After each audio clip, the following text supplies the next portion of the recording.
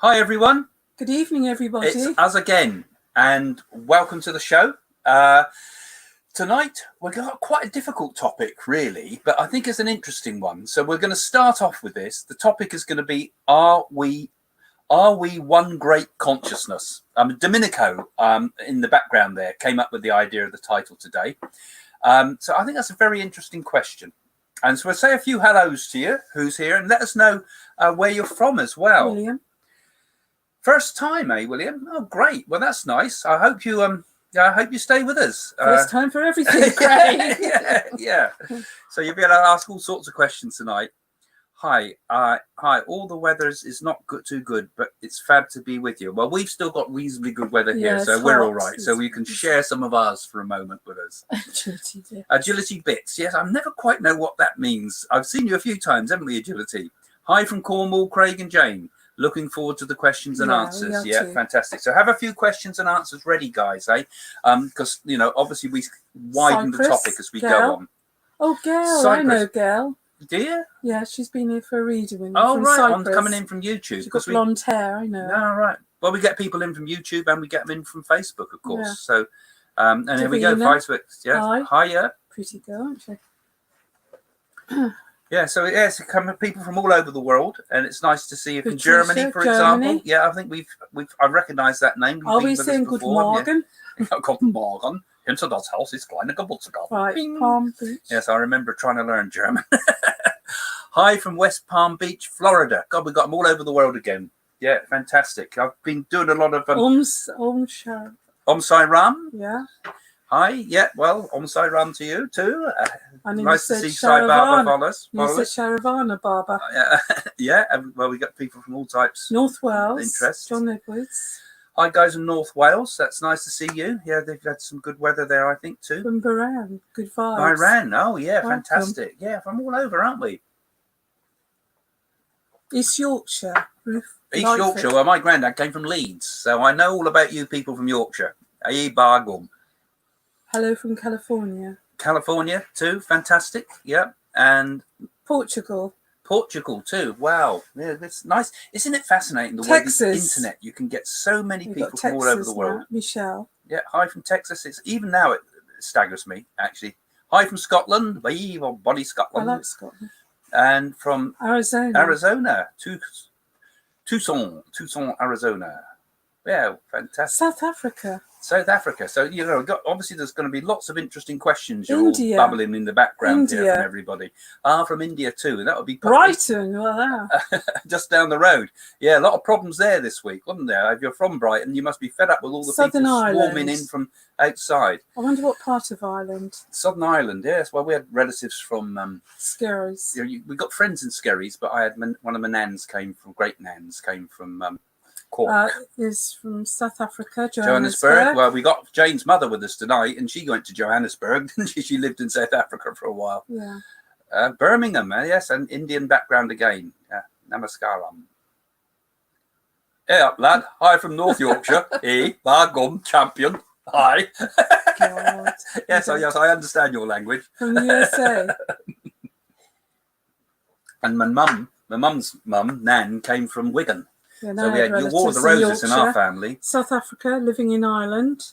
Oh, so we're all over. Okay, well, it's really interesting to get so many. Kenya. A big fan too. Well done. Kenya. From Kenya. It's amazing. Isn't it incredible how we all kind of get to know each other like this? And on the Patron site too, it's amazing because you sort of start to build a community and we all start to get to know each other there.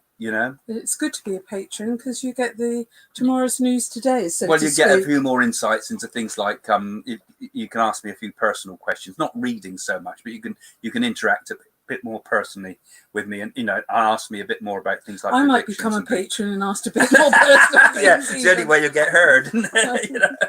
Yeah.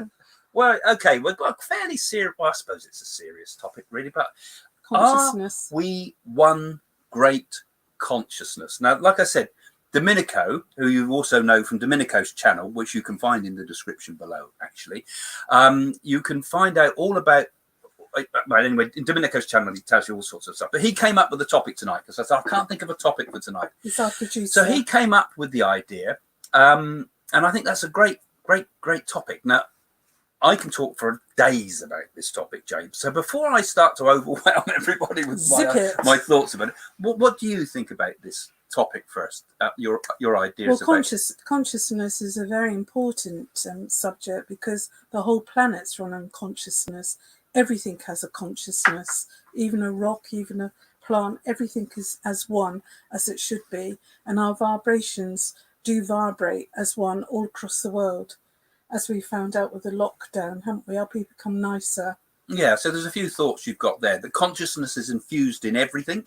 Yes. Perhaps everything is consciousness.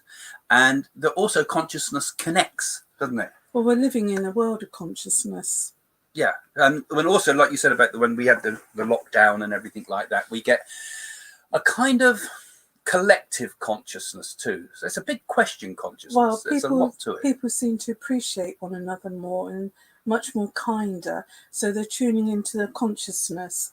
A lot of people have got fear in their consciousness because of this virus, and that a lot of people are just going with the flow, and too many people going on the beach. Yeah, so there's lots of different topics there in that when you think about it, what consciousness is, you know. Do animals have consciousness? Does everything have consciousness, even a stone? Everything has. Because, I mean, we can think about this in terms of, first of all, how can we think about it? First of all, if we want to understand what consciousness is, we have to think, well, you know, where do we understand consciousness from? And of course, it's from ourselves, isn't it? Yes. You know, I know I'm conscious, but I don't know if you are or anything else is. Where is consciousness in the brain? Because nobody can answer that. Well, the scientists can't answer questions about consciousness yet. They can answer who the pituitary gland is and the lobes. And they can talk a certain amount about awareness, like memory and things like that. But if we want to understand, you know, it's a hard thing to describe what consciousness is. What is it? It's more than awareness. It's more than matter. What happens when we die? Does our consciousness suddenly leave our body and our spirit? Yes, because I'm thinking in terms of consciousness. So one of the things I often think about is I've got a certain amount of consciousness, you know, because my consciousness must be more of it than, say, an ant has, right? An ant has consciousness, it's aware. But I obviously have more consciousness than that ant. So one of the things I think about consciousness is it does seem to have quantity to it. It seems to have what I would call mass. You know, it has some substance to it, that there can be more or less consciousness. And each individual... Does physics come into consciousness, Craig? Each individual has different levels of consciousness and amounts of consciousness. So some people you meet might not have a very high level of consciousness, or they might have a certain intellectual ability, but their self-awareness is not so high. So I think, as a thought, and I don't know what you guys out there think, but that consciousness, what we call consciousness, is not just being aware, but it has substance, you know, and it has amount, right? So that we all contain a certain amount of consciousness. And some people's consciousness is skewed towards the material world, and it's very good at, say, science and things. And other people's consciousness is skewed towards the next life, and so they might be more open and aware. And that consciousness is also floats, I think of it almost like, in the great infinite sea of consciousness. Well, every breath you take is linked with your consciousness, isn't it? When you think about it, because your consciousness, you're aware, and your awareness around your physical being. So you're conscious of your environment and of nature. Nature works on consciousness. Well, consciousness is in everything. This is one of the things I say. And consciousness was also the quality of consciousness. Now, this also might link with the idea of life force, what in India they call prana. But is consciousness and prana, life force and consciousness, is also linked in everything, including our breath, because you wanted to mention the breath there. Breath is important. And the way we breathe often reflects the way we're thinking, but it's also pulling in energy to us, you know, that maybe we can increase our consciousness, not just by thinking harder, but by actually drawing it into ourselves, like we can become more expanded beings. Yeah. Well, yeah, and also expanding it, because we link, don't we? I mean, we're talking to you guys now, and you're sending your thoughts to us. And somehow, I particularly notice this when we do the online meditations. We kind of connect, you know, you connect with me and I connect with you. I can kind of feel people out there, can't you? You can too, I'm sure, Jane, can't you? We sense each other. So our consciousness must also expand through this, what I think of perhaps like a sort of mycelium, like the mushrooms have all the little roots that all connect every single other one together. And that maybe all things are connected somehow. So all your vibes are linking in. Yeah, it's not. So we're actually linked, not just sending a thought to one person to another, but we are kind of linked into this kind of universal mind, you know. So there's a lot of big ideas. Well, the planet is run on consciousness. Well, is it not also possible that nature could be conscious? And nature is consciousness as well. That a planet could be conscious? Absolutely. That a star system could be conscious? Yeah. That a universe could be conscious? You know? Well, look how all shut down, how all nature came back, because it was conscious that there was a shutdown, so therefore the environment improved. Yeah, but things change. You can feel the nature of consciousness all around us in the world. I want to get back to what the consciousness actually is, but like for example, at the moment, we've had all this coronavirus, and you've mentioned that a few times. You know, we've kind of had the shutdown, and so there's this energy that's been built up in people wanting to sort of burst out. You know, and now what do we see? We see people desperate to gather together under any circumstances, and they'll rush off into the Liverpool Football Club's win and today, beach, Bournemouth. And they celebrate and they forget all about social distancing and everything happens. Bournemouth, we got Wales with people fighting on the beaches there. And have you noticed Brighton? And have you noticed all about consciousness? Some people with mental illness, borderline personality, it's bringing violence out too. Yeah, well, it's bringing all sorts of stuff out, and it's bringing out the frustrations. And so we get what I call like a crowd consciousness, you know, a crowd develops its own almost personality. And that energy is one. It happens in revolutions, you know, it gets this consciousness, like French Revolution happens, for example. This crowd consciousness takes over, and then it breaks open the Bastille, and therefore it's found its goal. It almost finds its will, almost.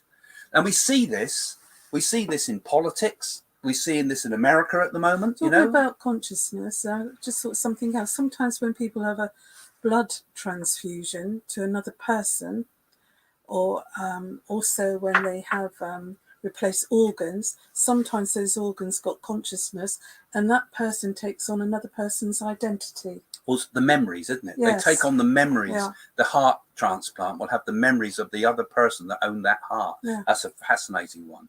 And so consciousness therefore must rub off on things too. This is what we do when we have things like we do psychometry. You know, when we hold an object and talk about a person, we're picking up the vibrations on there.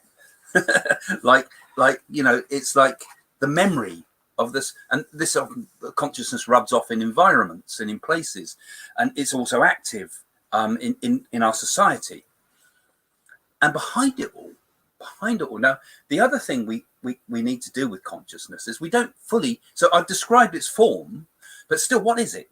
You know, and there was a great saint called Ramana Maharishi. Okay, and he was a yogi. He lived in on the Mount Arunachal, pretty much. It's a young boy. He got there and just sat down in meditation, and he got into such deep meditation that he just went off, you know. And he gave an interesting lesson to say, if you want to find out what consciousness is, you have to constantly ask yourself, who am I? Who am I? Who is this I? Who is it that is having this experience? Because all those other things I've described are in the world of experience. And so what he did then was to basically, by asking that question constantly, and if you do this, and it's like, I'm not this, I'm not this, I'm not this, neti, neti, neti is the technique.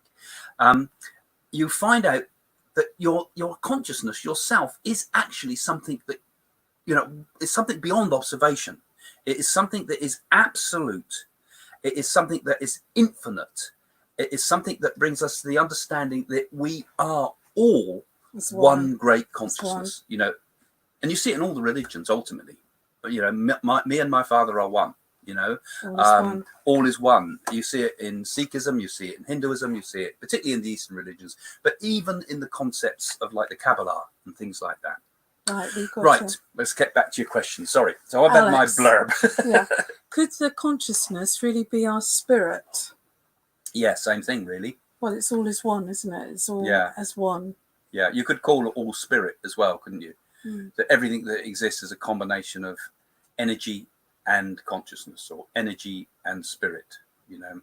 I suppose this world is spirit in solid form. Well, it's like if anyone's got go into a coma, they're still conscious, they still can hear sound, even though they're in a state of unconsciousness. Their consciousness is still hearing things as well. Yeah, so we don't seem to lose our consciousness even in the deepest states of supposed unconsciousness, do we?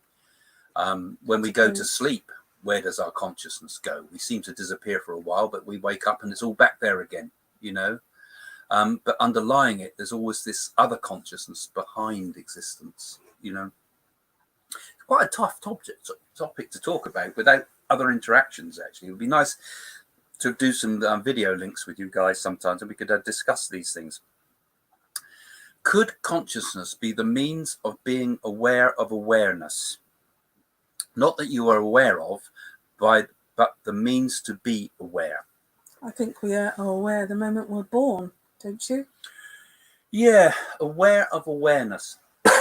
Because, you know, okay, it's okay being aware, but then I'm also aware that I'm aware that I'm aware. I'm awake. I know I'm awake, you know, so you're conscious. Some people might be in a comatose state. They might be unconscious, but they're still conscious. That's what I said. You know, and another thing, one of the things Carl Jung said about the idea of consciousness. I keep coming back to him for some reason. I haven't read him for years, but he remember him saying once, could the universe be God becoming conscious of being God? You know, that was his way of thinking about it. That the universe itself is not conscious, but becomes consciousness through the creation, through us. The planet, as I said, the whole planet's run on consciousness. I'm saying that everything's consciousness. Well, nature's consciousness, the animals kingdom, and that you had to have a consciousness to be aware of things. One person, Balaji, he said, I had the name of Ramana Maharishi on my mind as you said his name. Oh. Yeah, I mean, these things happen. I mean, I often find when I used to do a lot of spiritualist church talks, you know, you stand up, because this kind of what we do here is a bit like that, particularly those mystic talks I do. When we talk in spiritualist church, it's a kind of, they call it inspirational speaking, because you don't know what you're going to talk about before you stand up there. You start talking, and a whole kind of talk comes to you, or beginning, middle, and end, with lots of stuff in it. And people think you must have spent hours thinking about that. And entwined in it are little messages for people sat in the congregation. And the same thing happens sometimes when I do my talks online here. There's little personal messages sometimes that synchronize with someone that's listening at the time. And it just happens to hit them at the right time and connect something with you. And it's the same when I've listened to other mediums talk sometimes, good mediums. You hear, you get something, you think, God, that's meant just for me, that message, you know. So it's amazing that we're all connected, you know, we're all connected. We're all part of one great mind, one great consciousness. I'll read it out then. If consciousness means you can link to artifacts, is this a basis for the law of attraction? Now, what do you mean by law of attraction? Does that mean using your free will attracting? Well, the law of attraction is kind of a thing, is if you think and wish and hope and open your mind to something, you'll bring it to you. Yeah, it's not necessary, does it? It's very much in some of the new sort of age thinking at the moment, and some of the books that are out there, like The Secret and things like that. I don't think what you're saying really does connect with me, unless I've misunderstood your question there, because I think consciousness kind of rubs off on things. Consciousness is much a higher state. So that would be the psychometry thing. But I think, you know, also the other thing we throw into this whole consciousness thing, isn't it, is will. The power of the will, you know. So we do have the... And perhaps also we can use our consciousness, sometimes on psychokinesis, to make an object move. Yeah, well, we might have incredible powers of will, you know, to move an object levitate an object, materialize an object, as people like Satyajit Baba did and other great saints, you know. So we can manipulate and change that consciousness, and I think we can draw into our lives good things, particularly if it's done on a high level of spirit. Not about I'm going to be a rich man, I'm going to be a rich man. That's nonsense. You're going to get yourself in trouble with that. You've got the objective of consciousness is to become aware of itself, you know. So I'm going to be an enlightened man. That's a pretty good one to try to pull into yourself, really. There's different areas of enlightenment, Craig. And it's also connected with your karma, you see. So this whole idea of the law of attraction, the thing that all those books forget is that you're also carrying a whole load of karma. I think I've talked about this before, you know, and I've talked about it in other videos. But that's what they ignore. You know, you've got to take that into account and deal with the karma. And all the planets' consciousness too. Speaking of consciousness, have you seen the new movie Close Encounters of the Fifth Kind? It talks about consciousness and how it affects reality. No, I can't say I have. No, I haven't. We did see a good one last night, though. What was it called? The one about Madame Curie. What did they call it? What was the actual title of the movie? What about the radiation? What was the actual title? I've forgotten the actual title of the movie. But it was about Madame Curie. Was it called Radiation or something like that? Madame Curie radiation. But it was about Madame Curie, who I don't know, those of you that might be spiritualists might already know that she was quite, well, not just quite, she was very interested in spiritualism.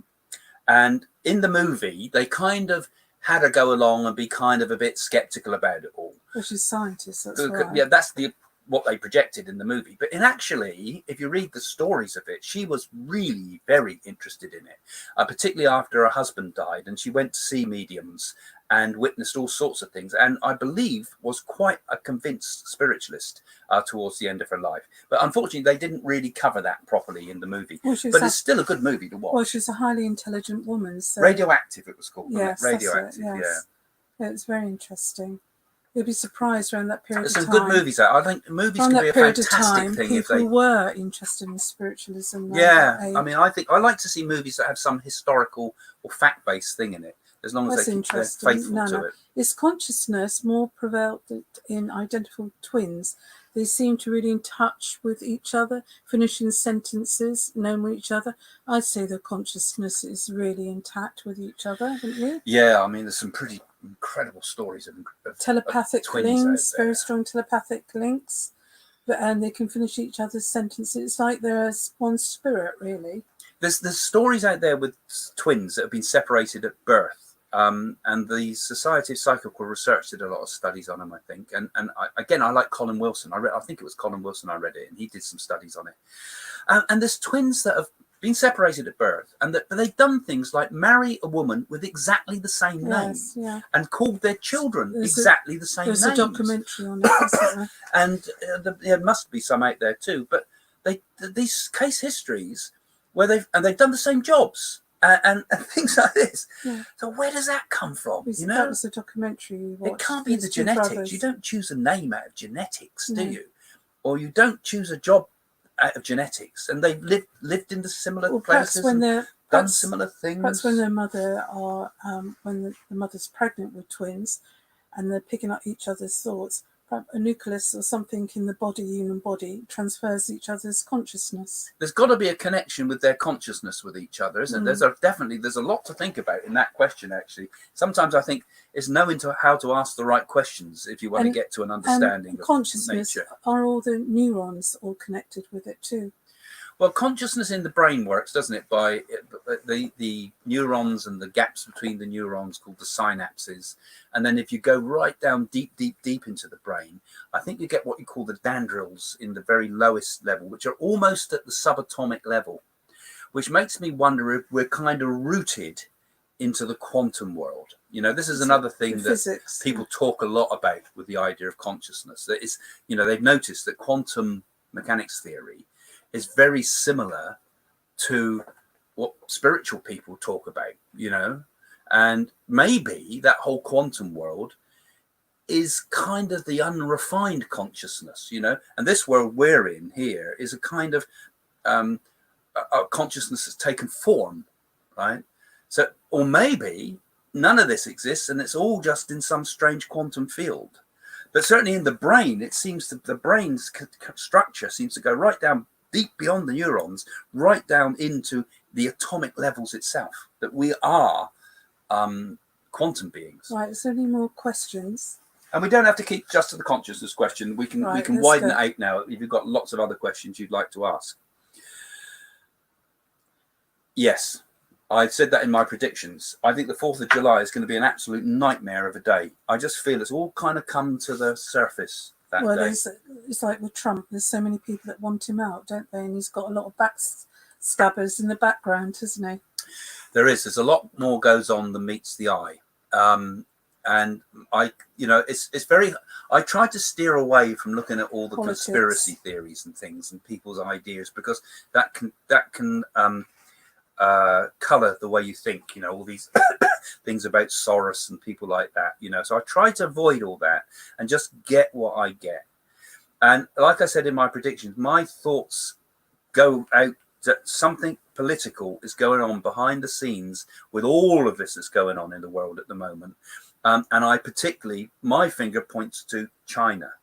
I mean, there's lots of other conspiracies. I mean, a lot of right-wing conspiracies about this and a lot of left-wing conspiracies about this and that.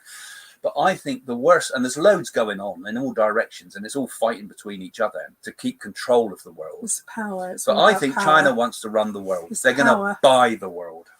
They're going to buy the world. That's what their plan is. Well, they won't succeed if people are a lot stronger.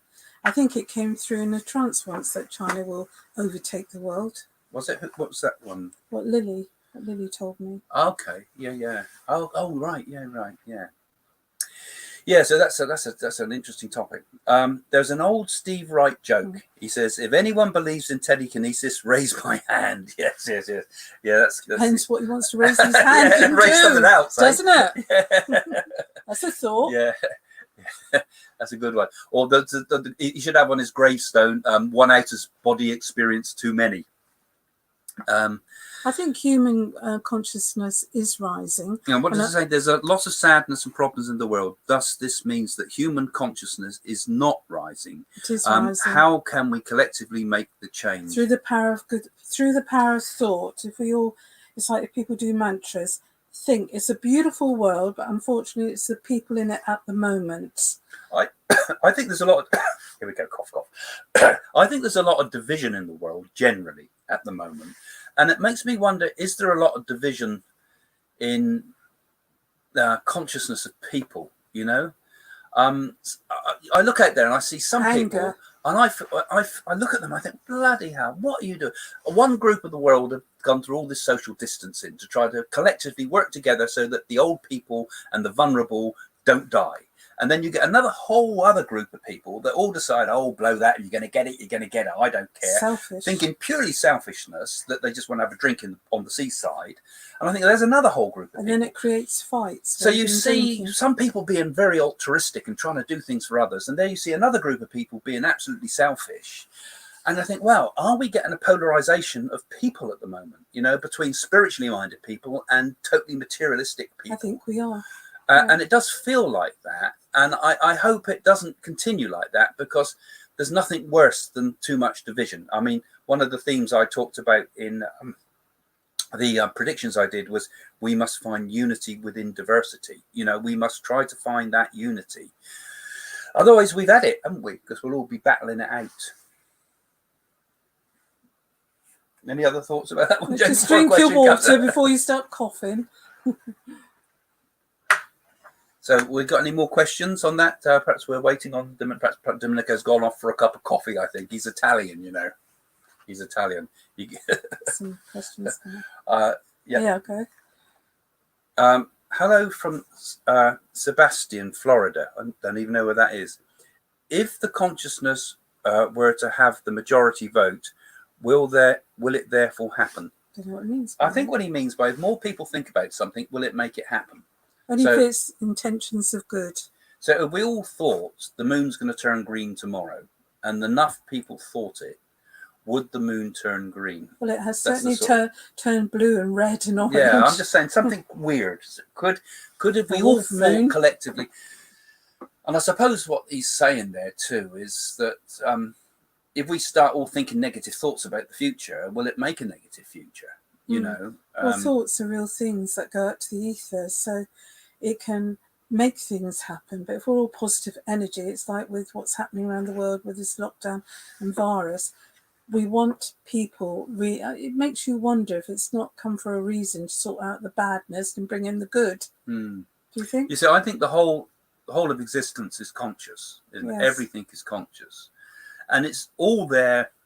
I mean, it's neutral, but ultimately it's supportive of us. Ultimately, Einstein said, well, the most important question in the universe is it benign? You know, will it hurt me? You know? So I think with consciousness, it's obviously, it can't fail because everything is consciousness. And consciousness is trying all the time, I think, to become totally awake. I mean, it might already all be perfect. That's the other question. Perhaps everything is already perfect. Nothing is evolving. Consciousness isn't evolving. And perhaps consciousness is going in a higher state as well of awareness and going beyond like the planet states in the universe. Well, I've often thought and had a lot of discussions with people about the idea of, does consciousness evolve? Obviously, it evolves perhaps in human beings. You know, we are now perhaps more conscious than we were 500 years ago or further back, or we may have been even more conscious deep further back, I would argue. And our consciousness has changed to become different. But is it evolving, or is the whole consciousness of the universe evolving? You know, since the Big Bang, has the universe gradually become more and more conscious? There must have been a time when no life anywhere, in any planet, anywhere existed, you know? And did something change? You know, was this the great experiment of the universe when consciousness came about? You know, what an incredible thing to think consciousness comes about. Or another way, if you look at a materialistic universe, maybe it's just one of those things that's come in the universe for a short period of time. Consciousness is here, and it'll go away again. And the universe will just become an endless expansion into nothingness. And consciousness will be gone, and as if it never existed. Maybe. But my thoughts are that consciousness is there forever. And that behind consciousness I don't see the world. I don't see the world ending. If anything, the world progressing and further along, we're going back into the ice age because all the environment's changing. Yeah, behind it all though, there's this other consciousness, what they call the Atma, the absolute consciousness, the super consciousness. Michael Angel, Craig and Jane give each other a big hug. He's not a huggy man. I'm not huggy, am I? No. That means they're getting us to do all sorts of other things. What kind of other things? This isn't one of those sort of channels, guys.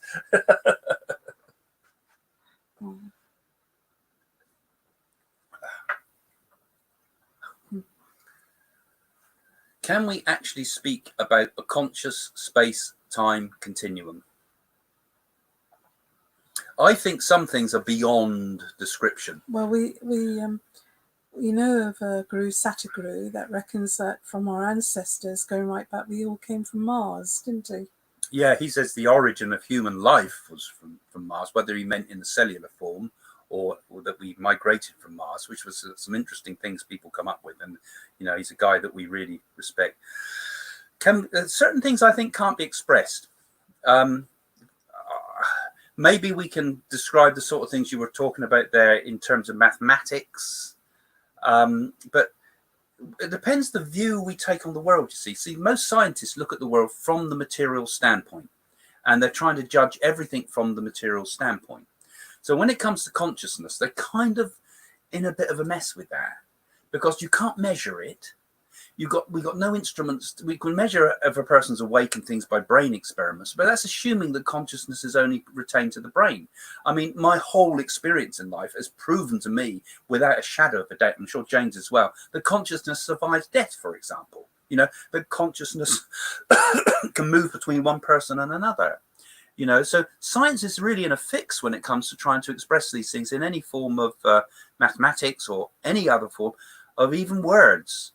And certain things about the nature of existence, you know, the ultimate consciousness can only be described in it's not. You know, you can say it is not thought. It is not nothingness. It is not time. It is not space. Or who am I? It is not me.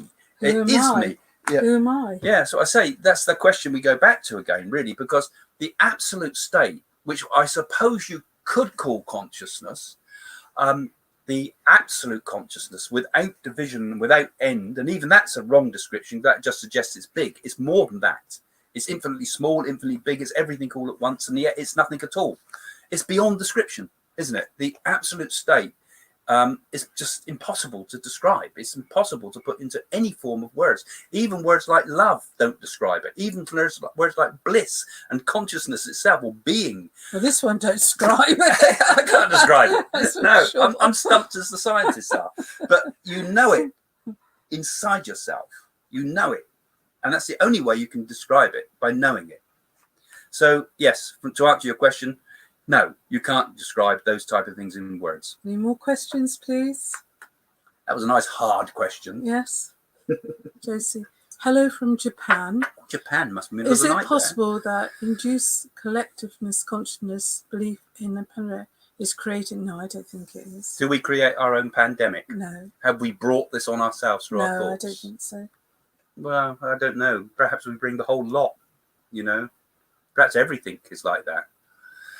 But we can't answer one way or the other. Thing is, we have to deal with it, don't we? Well, whatever the case. People already in the consciousness mind or already thinking there'll be a second outbreak. So consciousness is coming into that, isn't it? Well, I like I said, I believe, not only believe it, the Nadi said there would be a second outbreak. So it was right about most of what it said. So if you look stock at the up Nadi on your toilet rolls and paracetamol. Yeah, we're going to stock up again. And I don't think it takes a psychic to tell you that when great crowds of people get together, that you'll end up with the virus spreading again. It would be surprise, surprise. We're all back on lockdown. Haley, 50.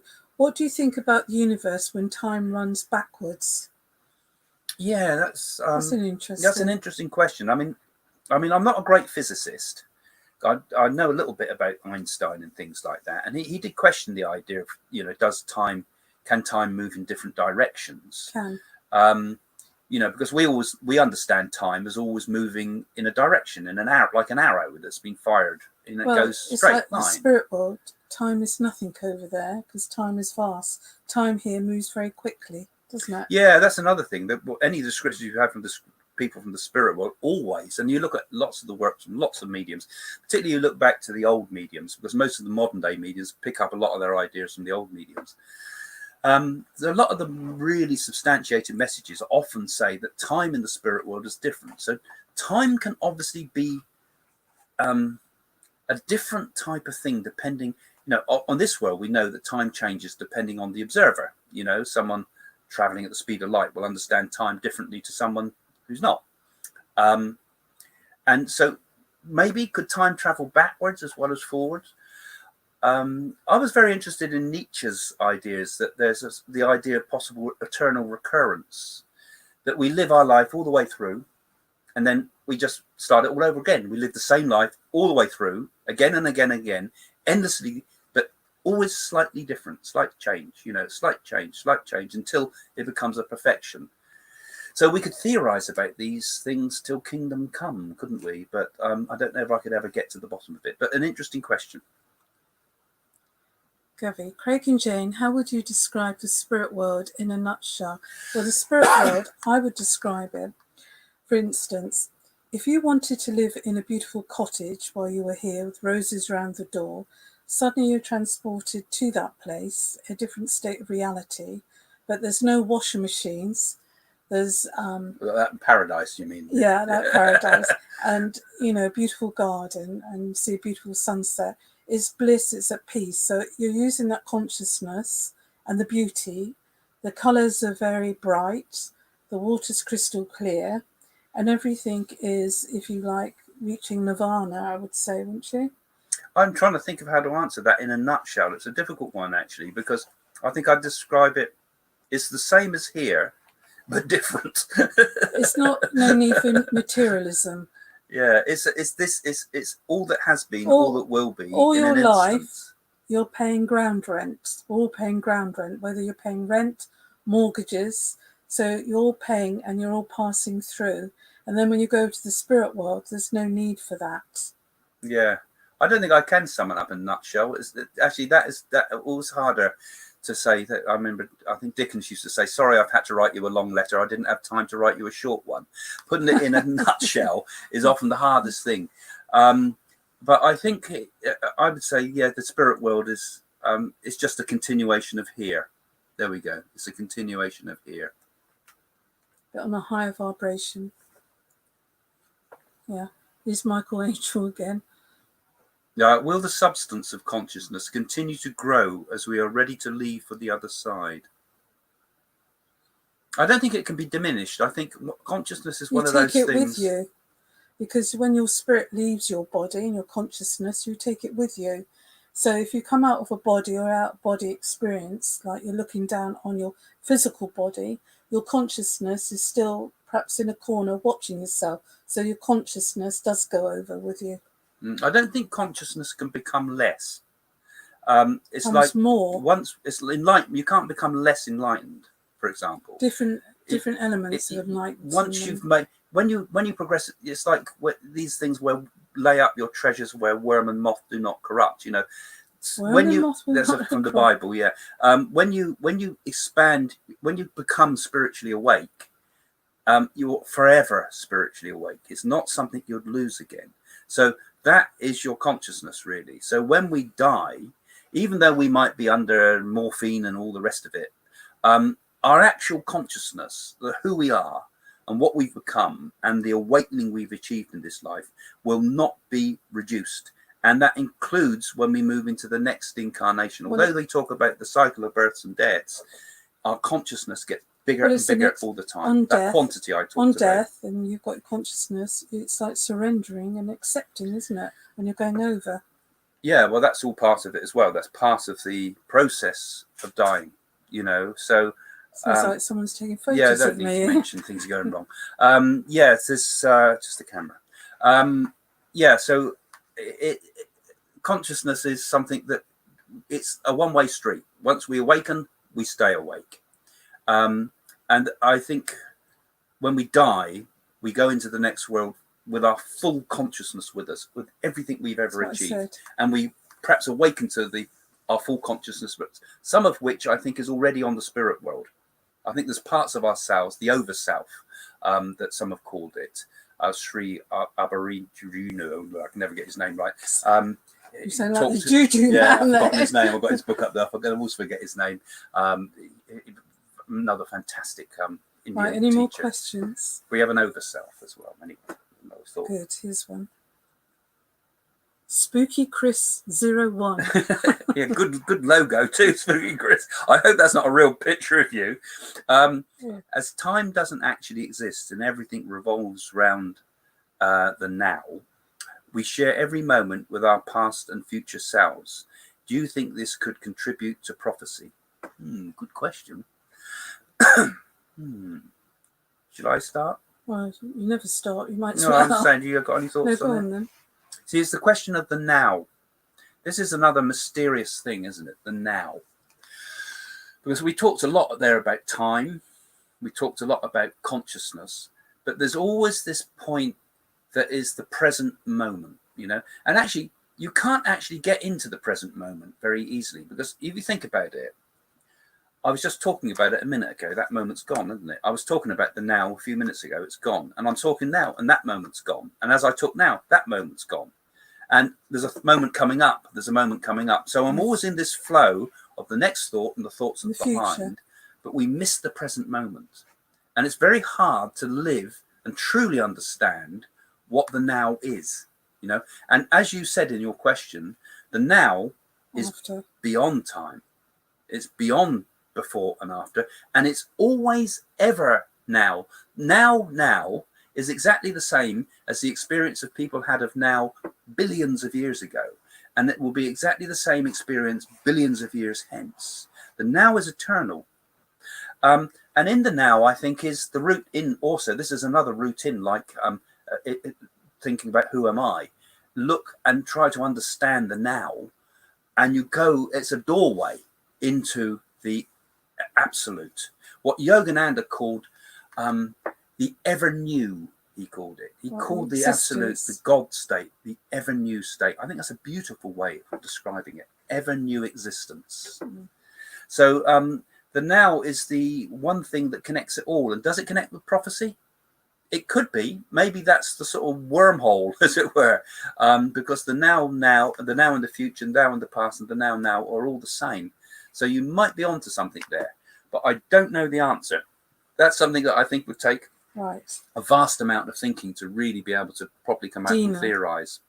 Dina, do you have awakenings when you have near-death experiences? It's a very new age thing, this awakenings, isn't it? So when a person has a near-death experience, certainly some people have. I haven't had a near-death experience. I have, and it does change your life. It does make you rethink, because then you suddenly, I mean, some people have out-body experience if they've gone through extreme stress or fear, or they've been through a lot of emotional things on the earth, and suddenly they're coming out of their body, and suddenly they're looking at themselves on the ceiling, and they think they're dead, and they get frightened, and they're trying to get back into the body, and suddenly they come into the body, and they feel that everything is okay. I had one experience where I was in a car crash, and just as we went over the edge of the side of the road, and just before the car hit, time slowed down. It was an incredible experience. It slowed down like a film, to the point where it was like stopped. And in those few moments, just before it stopped, I thought, oh my God, this is when I'm going to die. And actually, it doesn't matter that much. I'm not worried about dying, you know, but it would be kind of nice to have done this and have done that. And I could do this and do that, you know, and for a flash, I had the whole of my life there. It wasn't like a fast run film. I just kind of felt it as a whole.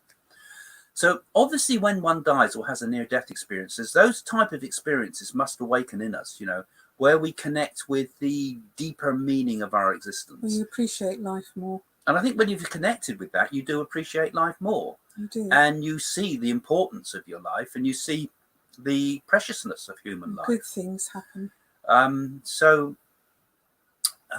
forgotten the original question now, but yeah, near-death experiences, I think probably could help people to awaken to what's already there.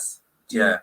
To help you to awaken to your well, I should say you do. It does awaken you. It must do, and you know, and a lot of people have said that they've come out of near-death experiences, changed people. Sometimes claiming psychic abilities, sometimes you know, giving us incredible insights into life after death and near-death experiences. It has been known people to bang their heads and things, and they're unconscious, and they come back, and they suddenly can have psychic experiences and things. That has been known. Yeah, people get I think near-death experiences give us fantastic empirical insights. Proof of life after death. You know, when people start seeing things and describing things they couldn't possibly have known because their brain is dead, and it proves. You see me every night, Craig, and you think you have a death experience. Yeah. Death. So yeah, every time I go to the loo, it's like a near-death experience. Oh, don't go there. But yeah, so no, so we look, Caroline. We do. I think there's a lot to be learned from that, and I hope science continues to study it. So it's a great insight into consciousness and the very essence of these questions. Yeah? Caroline Jones, who we know. What about out-of-body experiences with consciousness and reawakening afterwards? We've done that. Well, an out-of-body experience, very similar to what we talked about there with near-death experiences, really. It's the same thing, except it's done without dying. People have out-of-body experiences, astral travel. I've certainly had a lot of that when I was young. To me, it was a very real thing. So, yes, and I think, again, it's all part of the awakening experiences. We get glimpses of things, don't we? We get insights. My brother lived in South Africa, and he had out-of-body experience, and I live in a village, and he travelled out of his body, and he happened to look round, and he saw all these vapours coming from his feet, and he actually looked down on the village, and he described, and he'd never been there before, described the butcher's shop, the greengrocers, and that, and then he took himself back to South Africa, and he described it. He saw all these vapours and all this mist. Yeah, incredible. I remember when my granddad, like I said it before, my granddad was on his deathbed, And he said, "Hey, Craig," because he's Yorkshire. "Hey, Craig, I never be frightened to death, Craig. I went, the bed came up and it went all down the corridor there, and I went all back to Nigeria where he used to map Nigeria, and I saw all the people there, and I went to the next world." And he described this incredible experience to me. And he was just ready to die, and he said to me, "Never, ever, ever be afraid of death." Really stuck with me, of course. And I thought, well, it's one. And at that time, I still believed in the idea of life after death and astral travel and things like that. I was still quite a young man. But I think once you've connected with it, once you see the reality of it, or even someone close to you sees the reality of it, then we should have no doubts. No doubts. Some people say, "Do we age in the spirit world?" I said, no, funny enough, people go back younger. Yeah, I think the whole nature of existence on the spirit world is very hard to describe, because it's a different form of state of existence, and consciousness there may be slightly different. Michael is saying, does meditation help with the growth of consciousness? It does. Yeah, absolutely. And so does physical yoga as well, because that physically brings in energy, prana energy, which I think feeds consciousness in the physical form. And we become more aware of perhaps the consciousness we have already. It might not be anything grows at all. I might be completely wrong in saying that some things have more consciousness than another. Maybe it's just that we become aware how much consciousness we actually have. Is consciousness becoming conscious of being conscious, as someone pointed out earlier on? Might have been you, Michael, I can't remember. Meditation, I feel, is something that you should all do. I do meditation every single day if I can. A beautiful world, wouldn't it? And it's not just about peace and harmony. It's about, it does something. It just puts you, it rejigs everything too. It puts you back into the state of, I'm who I am again. It's like waking up. When you wake up next morning after a hectic day before, you feel better rested next morning and rested. You feel you again. Better than taking a whole lot of Valium, Craig. Yeah, and I think that for a person, when they do meditation, it's like a reset. For me, it's a fantastic reset. That's why, and even though it's first thing in the morning, it's like I get back to the purpose and meaning of life and why you're here, and then you go back into the world out of your meditation and it all falls apart. And again, you're back into the material world. But it's good. I think everybody needs a space where they step back from the world. I think of it as like being the sadhu again in the forest, that there's nobody that can interrupt it. Nobody that can change these pure thoughts, and your thoughts can go into much, much higher levels, which it can't in normal consciousness. So I think we all need that, not just for the health purposes of meditation, but also all the psychological benefits, but for the huge spiritual benefits that meditation will bring to you. It's why we're here, to wake up and to have a stress-free life. Can't we give it 10 minutes? Right.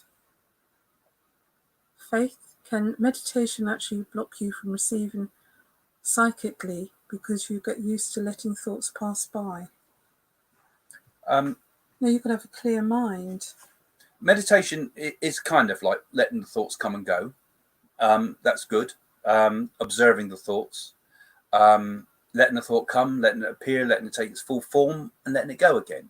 And being the observer, that is very much part of meditation. But so is mediumship like that, because if I'm doing a mediumship, I open my mind, I see the thought come into my consciousness. It's not my thought. And then I talk about that thought. So I see a picture of somebody, say, and I get a name with it. I say, I see an old man, one eye, named Fred, right? Okay. And the person in front of me say, yeah, oh yeah, that's Fred. Yeah, he had one eye, right? So it comes like the same way as in meditation. Yeah, it drifts into your meditation should be for yourself, really. It should be you switching the outside world, you're going into yourself, no worries, nice and calm, and just be good to yourself and loving yourself. That meditation should be something that you want to be still as one, no more worries, no people stressing you out, and just loving yourself. Yeah, I think that's true as well. Meditation should be for yourself. And I often talk about there's two types of thing.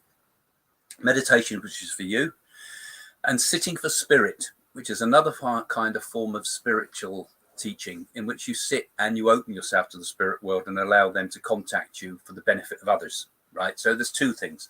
Meditation is about yourself. Sitting for spirit, which is very similar to meditation, is about developing your work as a And medium. preparation time. And we'll teach a lot more of that in the meditation lessons that I teach on the site. Any more questions? Good. Yeah, I must say, you've all been thinking very deeply about your thoughts here. Some very good questions today. Is consciousness connected to one's sensitivity levels? Yes, it can be. Want to answer that? Well, it depends what you mean by sensitivity levels. I don't think a sensitive person is necessarily more conscious. But I think if you're psychically open, you're obviously much more spiritually sensitive. You're more sensitive to the vibrations from other people. But I don't think a person, just because a person's psychic doesn't necessarily they're more spiritually advanced. I only need to look at many of the mediums and psychics that I've met in my life, and some of them seem to me to be far from spiritually awake. So maybe they just have a certain sensitivity, but not the consciousness. But I think if the two things come hand in hand, if you are spiritually awake, I think if you have high moral values as well, i.e. you really care for people, human values, and you have the sensitivity, and then I think you're onto a good thing, because you've got more than just sensitivity. So sensitivity, I would say, is part of it, but not necessarily essential. Compassion. It's always a good thing to have compassion in your heart. Yeah, I think you've got to have that. Definitely got to have that. Otherwise, the energy just won't come. The links with the spirit world always come on that vibration of love. That's why you're always protected. You going to read it? Shall I? Give me a chance, Craig. Mona, hello. I'm curious about my aura. I've always been wrapped in immense light, and light tends to brighten around my hand. Is it rare for people to have immense white auras in adults? I want to learn more. No, lots of adults have white light around them, don't they, around their etheric body? Yeah, I think people's aura levels change all the time. It can too. do.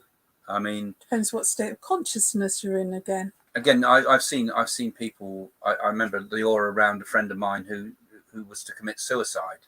Eventually, we used to say he's got the black aura, depression, and he did have a sort of, this light is not black, of course, it's absence of light black, but he did seem to have what appeared to be a dark aura, and we couldn't help him. And so some people have that, a bright light, and some people have the opposite. A bright light is quite a highly developed spiritual person. I think the aura just changes on your energy levels. I think obviously if you've got a very brilliant aura, it's like the saints, they're always painted with the auras around them and things, and you go and see any holy man, and there's always a sense of aura. Can you not see Craig's aura around them? That's why I made all my hair fall out. So yeah, I think we do project aura, and sometimes we're more open, so your aura's shining. And sometimes if you shine like that for too long, you can burn out and be very tired. So sometimes you have to hide your light and pull your light back in again. When you meditate, your aura will probably come back in. It won't be shining. It will be inwardly. So it's just, an aura is just a projection of the body's prana. It's life force. Yeah, the white light is very good as well. The light is always pure. I think a lot too much is emphasis is put on colours of auras and their meanings. Yeah, I don't think we want to get too tied into that. So we've got last questions now, guys. So don't forget also now to subscribe to this channel, because if you subscribe to this channel, you'll get updates all the time. But we've also got a new channel as well. I've started a new one. There's only a few people following it at the moment, 60 or so people. But if you go into the description below, there's another one, which is Craig and Jane's Lifestyle. So if you like all those silly sort of videos that we've done, where we've been on roundabouts, having a picnic, and we've done all the fun stuff, I've put them all on its own little channel, so that people that like that type of thing can see it. And you also see that type of stuff on the Patron pages as well. And many thanks to all of you who've been joining us tonight who are patrons, because we put obviously little videos up for you when we can. And you can interact with us as a patron. And I think it's very important, while people are still going through lockdown, that they connect from all parts of the world. I think it's important, as we're all as one, and share. Yes, and particularly share this channel, guys, as well, because the more people that get to know us and get the message out, if you put it on Facebook and things like that. Really I share help. Craig with you all, because I'm not always here, so I share him with you. Anyway, thanks. So let's have your last questions, if we got any last questions, because this is, we're going to sort of be closing. New person, I think. Michael, there's that Michael. God, you're keen tonight, aren't you, Michael? Obviously, but you've had some good questions, I must say. Have you ever felt like you wanted to connect and speak with one of us more based on seeing our names and questions when they come up? So many, isn't yeah, there? the problem is there's so many people. I mean, I get emails from people and things, and sometimes I just can't respond because there's just so many people connect. And I know a lot of those people are really, really interesting people too. He has a lot of people from China, the China Button Factory. Yeah, that's funny. I hold a series of readings from people from the Chinese Button Factory. If you're watching any of you guys, it was amazing. Everybody, I thought, are you from a Chinese Button Factory? Yes, I am. They obviously all told each other. But yeah, we get this is one of the reasons I think Jane and I want to get this centre together, you know, because it's nice doing it like this remotely, and it's great to be able to reach people. People there in Kenya and South Africa and America and India all talking to us at the same time. But it would also be nice to have a place where we could actually face-to-face connect with you, you know, do some more demonstrations of mediumship. I mean, there's nothing like that, is there? I mean, it's great connecting like this, but it would be nice to get some world. And you could all have events. A nice cup of tea and a slice of cake. Yeah, come and share a cup of tea with them. Bring your deck chair, and we'll all sit and look at we'll all sit and look at the ponies in the New Forest together. And you can actually interact with us. It'd be lovely meeting you all. But it's so important that we get a spiritual centre so we can do a lot of good work in the world and all be as one. Yeah, and thank you. I know some of you are actively helping in the background with that, not just the patrons, but I know there's some good movement happening in the background. People want to help, so I'm really, really grateful for that. So have we got any more questions, or is that the end of it now, Domenico? I think we're at the end now, aren't we? One last one. Jane, you have the most exquisitely beautiful energy. Notice she doesn't say Craig has a beautiful energy. And listen, feel free to remind Craig he won the lottery. Has it? And he knows it. I'm a beautiful woman. A quick arrow, so interesting. Thank you. Well, that's nice of you guys. I'm glad you all enjoy it. And we do enjoy doing it too. Sometimes on a Friday night we think, oh, we're going to go live again. It's quite hard work, but it's good. We always afterwards think, what good fun that was. And nice questions. Yes, I like doggies. Okay, well, thanks again for all joining us here. And thanks for all your kind comments. You know, it's so nice. I keep shining your light. It does feel like we connect with you, you know. It does feel that way. And I'm sure we kind of get to know you. Oh, Cambridge, that's where you come from. Right, folks. Well, thanks very much. We're going to say bye now. Okay. Bye for now. Bye. See you soon. Thanks for joining us.